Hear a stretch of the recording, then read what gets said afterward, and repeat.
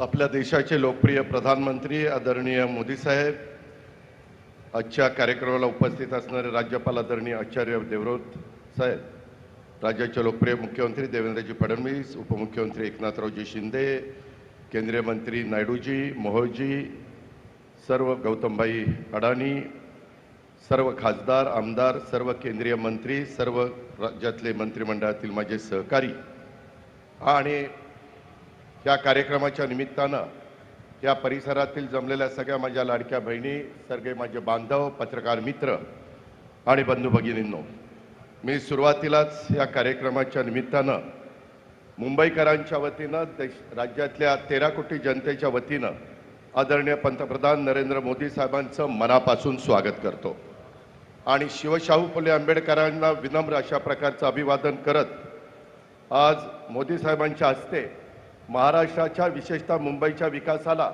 एक नवे पंख देणाऱ्या 4 महत्त्वाच्या प्रकल्पांचं उद्घाटन होत आहे आणि या ऐतिहासिक क्षणाचे साक्षीदार होण्याचं भाग्य आपल्याला सगळ्यांना लाभलं, हा आपल्या सर्वांचा सन्मान आहे। मुंबईच्या आणि महाराष्ट्राच्या विकासाला प्रधानमंत्री महोदयांचं नेहमीच साथ, सहकार्य आणि प्रोत्साहन मिळत आलं आहे। देशाच्या विकासाचं नेतृत्व करत असताना आपल्या सर्वांच्या आनंदात सहभागी होण्यासाठी आदरणीय प्रधानमंत्री आज स्वतः या कार्यक्रमाला उपस्थित राहिले, त्याबद्दल मी प्रधानमंत्री महोदयांचे मनापासून आभार मानतो, त्यांना खूप खूप धन्यवाद देखील देतो। आजचा दिवस आपल्या महाराष्ट्राच्या दृष्टीनं मुंबईच्या इतिहासात एक सुवर्ण अक्षरांनी लिहिण्यासारखा असा आहे।